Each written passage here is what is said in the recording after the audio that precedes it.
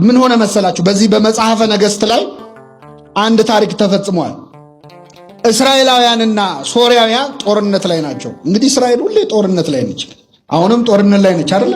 እግዚአብሔር ሰላምን ያምጣልን። እስራኤል ከሶርያ ጋር ጸብ ላይ ነበረች። ጸብ ላይ ሆነው ሶርያውያን እስራኤልን እንውጋ ይሉና ይነሳሉ። ተነስተው በዚህ ተራራ ሄደን እንውጋቸው ብለው እዛ ተራራ ላይ ሲደርሱ የእስራኤል ጦር እዛ ቦታ ላይ ቀድሞ ይገኛል። ይወጋቸዋል። ሳይጠብቁ አደጋ ይጥልባቸዋል፣ ያሸንፋቸዋል። ይመለሳል። የሶርያ ጦር ደግሞ በዚያ ጋር እንሂድ ብሎ አስልቶ መንገድ መርጦ ሲጠብቃቸው እስራኤል እዛ ቀድመው ደርሰው ያጠፏቸዋል። መጨረሻ የሶርያው ንጉሥ ምን አለ? አይ እኛ መሃልማ ሰላይ አለ፣ ከኛ ዘንድ ወሬ እየወሰደ ለእስራኤላውያን የሚናገር ነገር የሚያበላሽ ወሬ የሚያደርስ ሰላይ ከኛ መሃል አለ፣ አውጡ ብሎ ወታደሮቹን ሰበሰባቸው። ከኔ ጋር ናችሁ ምዕመናን? የሶርያው ንጉሥ ይህንን ሲል አንድ ሰው ተነሳና ጌታዬ ሆይ እኛ መሃል ሰላይ የለም፣ ለእስራኤል የሚሰልል ሰው የለም፣ ግን እኛ እዚህ ተደብቀን በዚህ ጋር ሄደን እንዲያርገን እንውጋቸው ብለን ስንማከር የተማከርነውን ነገር እየሰማ ለእስራኤል ንጉሥ የሚናገር ኤልሳ የተባለ ነቢይ እዛው እስራኤል ውስጥ አለ። እዛ ሆኖ እዚህ የምንነጋገረውን ይሰማል። እሱ ነው ጉድ የሰራናል ነው አለ። አዎ በሉ ሂዱና ኤልሳን ይዛችሁት ነው አለ። ወታደሮች ዘመቱ። ጦር ይዘው ጋሻ ይዘው ይዘውት ሊገሉት መጡ ማለት ነው። ነቢይ እግዚአብሔር ኤልሳን ማለት ኤልሳ ተራራ ላይ ነው የሚኖረው። መጡና ሌሊቱን ተራራውን ከበውት አደሩ። ኤልሳ እዛ ተራራ ላይ ይኖራል። ሎሌው አገልጋዩ ግያዝ ይባላል። በጠዋት ተነስቶ እንደው ወገቤን ልፈትሽ ብሎ ሲወጣ ዙሪያቸውን ተከበዋል።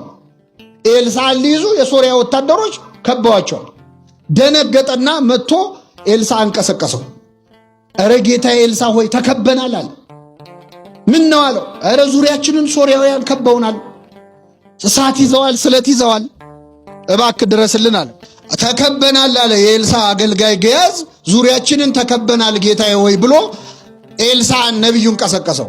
ነቢዩ ምን አለ? አይዞህ አትፍራ፣ ከእኛ ጋር ያሉት በሉ እስኪ ከእነርሱ ጋር ካሉት ይበልጣሉ። ስለዚህ ምን አትበል አለው። አሁን ምዕመናን እውነት ለመናገር እዚህ ጉባኤ ላይ እየተማርን እያለ አያድርገውና ሰዎች ስለት ሰይፍ ይዘው ዙሪያችንን ቢከቡን አይዟችሁ ከኛ ጋር ያሉት ከነርሱ ጋር ካሉት ይበልጣሉ ብላችሁ ቁጭ ትላላችሁ? እኔም ካልኩ ነው። እኔም ጉባኤ ብለው ጠርተው ነው ምንም የማውቀው ነገር የለም ብዬ ቀድሜም ሮጠው ነው ሊሆን ይችላል። ፈተና ሲመጣ እኮ ነው የሰው ክርስትናው የሚታወቀው አይደል?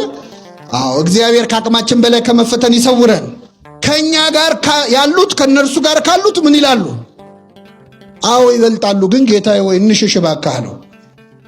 ከዛ ይህን ጊዜ ኤልሳ ምን አለ? ጌታ ሆይ የዚህን ደካማ ባሪያ አይኑን አብራለታል። ይህ ሰው አይኑ አያይም እንዴ? ያያል። የልቡ አይንን የማያየው አይኑን ሲያበራለት ዙሪያቸውን በእሳት ሰረገላ ተከበዋል። መላእክት አብረዋቸው ናቸው። ይህንን ሲያይ ተረጋጋ። መላእክት ለካ ኤልሳ ያለበትን ተራራ በእሳት ሰረገላ አጥረውታል። ያ ተራራ የማን ነቢይ ስላለበት ነው በመላእክት የተከበበው? የማን ነቢይ? አሁን ያለነው እኮ የእግዚአብሔር ነቢይ ያለበት ቦታ አይደለም። ይህ ቤት የማን ቤት ነው? የእግዚአብሔርን ቤት ስንት መላእክት ይከቡት ይሆን?